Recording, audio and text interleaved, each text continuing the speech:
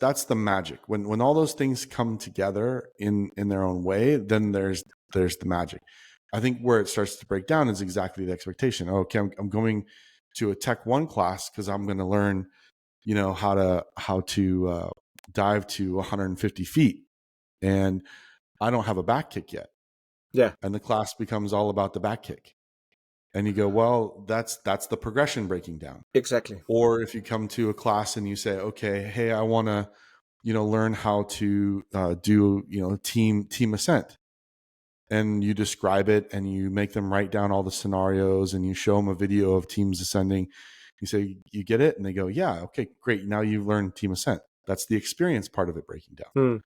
Right. And then if you go to the back the spot of it and you say, okay, hey, in order to take this Tech 1 class, it's going to be, 3 days in the classroom of me talking and 100-page or 100-question quiz. And if you get one wrong, You you're out. failed. Yeah. That's the empathy part, right? This is impossible. Well, I'm not ready for that. Or one, that's a terrible experience. But two, that empathetic spot, I'm not ready to step into that yet. Right. I'm just testing out the water. So I think you have 3 points of failure that in good design of education, especially for adults, if the empathy is not there, if the progression or the thought through the progression is not there, and then the opportunity to experience that in some way is not there, either any of those can break down to then not produce the result that was, intended from that course. So it's super interesting from a philosophy standpoint. Exactly, and it's this is also why it's sometimes so hard to really put to explain to people how long it sometimes takes to write a certain program, because it's not just as simple as just putting a bunch of facts on some sheets and letting it go out there. They all have to tie in to the philosophy. They all have to tie into the theory, from the theory to the personal skills class, and then going on to maybe the next level, or how are they coming into this class from what background, right? So um, that makes it challenging. So when I set out to design a certain class, like for example, right now I'm rewriting the new Scooter Cave program.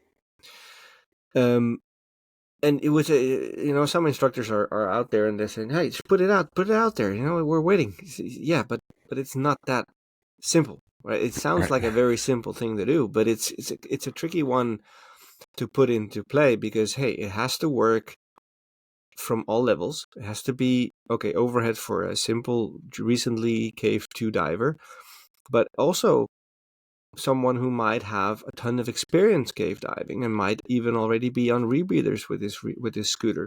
How do I work this in to the course materials so that we're teaching them both something, but not boring one and over-educating the other, and Right. leaving the door open for both of them to go the other way, right?